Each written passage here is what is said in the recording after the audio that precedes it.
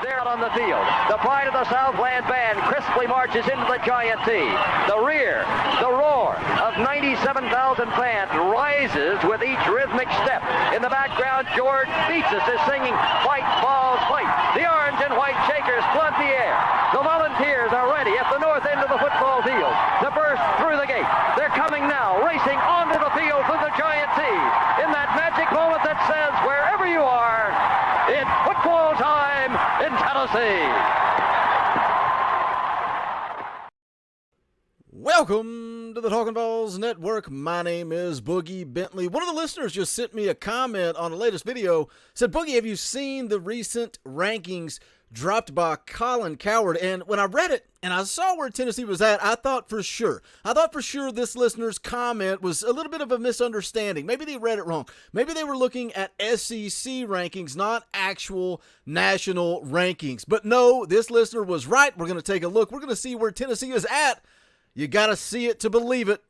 But as far as Colin Cowherd goes, I know some of these national writers, what they do, they're trying to get clicks. They're trying to get a reaction. Colin Cowherd's known for bold takes. He's a guy that you either love him or hate him. He's a very polarizing figure. And, you know, I used to like him back in the day. I'd be at work, I'd go out to the car on lunch, and I would sit back listening to ESPN radio. He's clearly a West Coast guy. He gives those Pac-12 teams a lot of praise, but I like what he does. I like his show. I think he's an entertaining guy, and he does take some hot takes, and the reason he does that is to get clicks, get views. It's the world we live in. But again, we're going to take a look at where Tennessee is at. Is it possible? Never say never. Before we get going, as always, do me a favor, go ahead and smash that like button just below the video. It's quick, it's free, it's easy, it helps the channel. I would greatly appreciate it. Also, if you are new to the Talkin Vols Network, welcome. We're not experts, we're not insiders, we are fans just like you. This channel is for the fans, by the fans. If you like what we do, make sure you subscribe, click that bell for notifications. You won't miss out when we go live or when we drop a video. Schedule change this week. The NCAA streams, usually on Tuesday. It is now going to be moved to Sunday. So tomorrow night we'll be live at 6:30 p.m. Eastern time playing NCAA and talking a little Vol football. Also going to do another Monday morning show, Monday morning, 9 a.m. morning stream with Boogie. Come hang out. We'll talk some Vol football. And then the regular Wednesday show will be at 7 p.m. Eastern time on Wednesday. All right, enough shilling, enough plugs. I just wanted to give you guys an update for the schedule. Let's take a look at this article. This is from Saturday Down South. Alabama not number 1. Georgia outside the top 10 in Colin Cowherd's preseason top 25 rankings. Let's take a look at it. It says here, Colin Cowherd is no stranger to releasing bold takes. And again, right out of the gate, when you read that, and that's I said those exact words at the top of the video. Do you think he believes what he's saying? When you drop these bold takes, when a guy like Roman Harper comes out and says Tennessee's going to win 10 games. He comes out and says Tennessee's going to beat either Alabama or Georgia this fall. Do you think they truly believe that, or do you think it's all about that preseason hype, that preseason buzz, trying to get clicks? I saw some listeners even say, Boogie, you got to realize what he's doing. He is creating bulletin board material because he hates Tennessee and he wants to light a fire under Alabama. I don't know. You guys let me know. Is that what they're doing with these bold takes? Are they trying to put unnecessary expectations on Josh Heupel and this football team? Because our fan base is all over the map. Some people out there saying 11-1, other people saying 5-7. We're all over the radar when it comes to predictions for 2022. It goes on to say here, among his latest are his top 25 college football rankings, which don't have Alabama at number 1 and don't have the team that just won a national title even cracking the top 10. There are several questionable teams ahead of Georgia in these rankings, and some that have some real dark horse potential but haven't consistently shown to be on the same level the Bulldogs are expected to be on in 2022. So let's scroll down. Here's a look at the top 10 from Colin Cowherd. Number 1, Ohio State, followed by Alabama at number 2. And again, Georgia nowhere to be seen in this top 10 list. They got USC at number 3, Texas at number 4. The Tennessee Volunteers cracking the top 5 for Colin Cowherd in his preseason 2022 rankings. Do you guys think this is absolutely delusional, or do you think Tennessee has a shot? We've got a lot of people out there talking a lot of stuff about Tennessee, about this Josh Heupel offense, about Hendon Hooker coming back. If Tennessee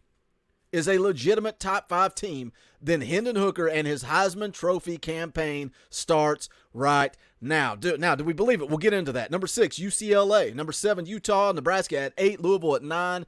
UNC at 10. Now, this is a questionable list. Very questionable list to me. And yes, I watch college football, but I don't pretend to follow the other conferences as closely as I follow the SEC. But when I look at this list, and Georgia's not on the top 10, hard to find a lot of relevance there. I think Alabama and Georgia going into 2022, we know things change. We'll see. That's why you play the games, right? That's why you play the games on Saturday. We'll see how it shakes out. But I think going into it, you got to have Georgia, Alabama up there in the top 5 at least in the top 5. Let's scroll down here and see. I think they show the full top 25 there.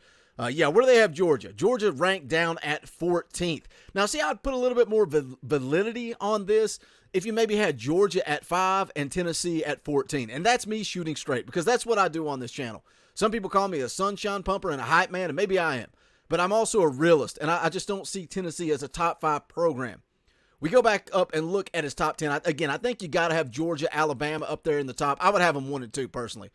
Personally, I would have Georgia number 1, defending national champions, Alabama number 2, even though I think Alabama probably has a better football team going into 2022.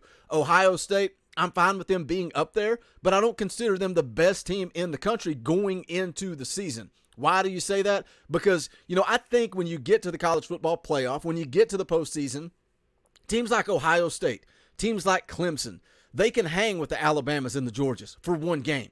But going through that grind of an SEC schedule is different. I'm sorry, but it is. And I know most of the people that listen to this channel are going to agree with that.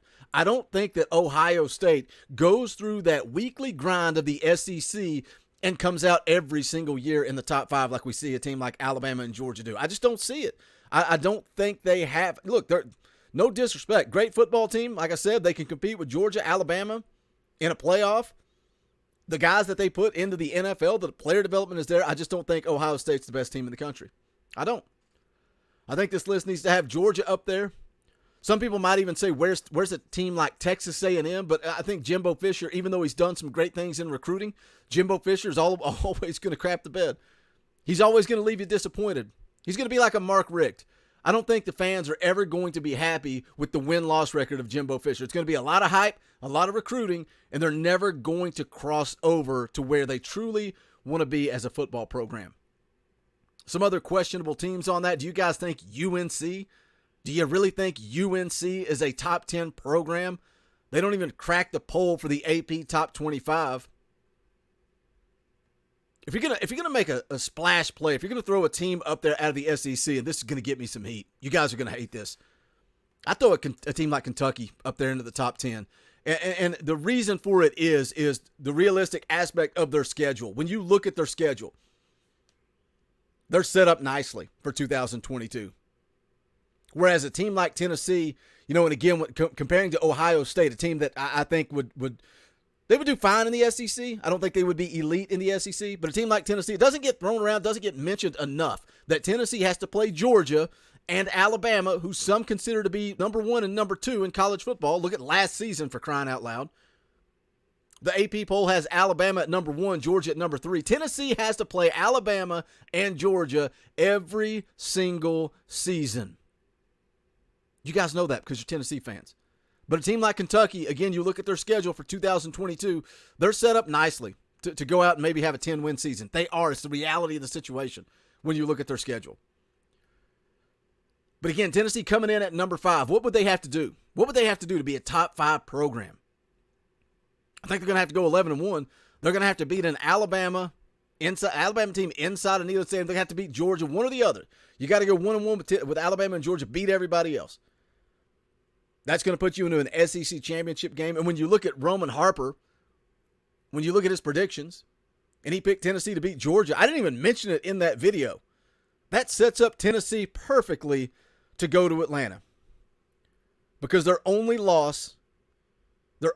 SEC loss would be to Alabama in that scenario. I think you had them losing to LSU.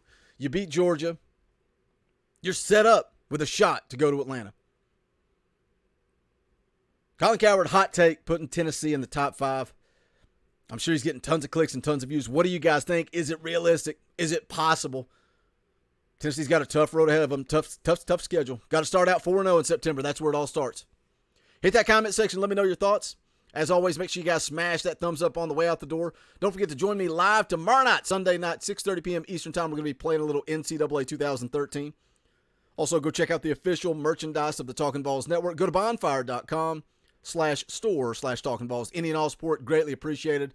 The way you guys show up, show out, and show love to this channel blows my mind. That's why I'm committed to those Monday morning streams for the time being. We're going to go live Monday morning, 9 o'clock. Hope to see you guys in the chat. A lot of new faces getting to interact in those live streams. Had a lot of fun last week doing it, so we're going to do it again this week. But as for now, that's going to do it. Hit that comment section, smash that thumbs up. Hope to see you guys tomorrow night for a little NCAA football. But this is the Talkin Vols Network. My name is Boogie Bentley. Go Big Orange.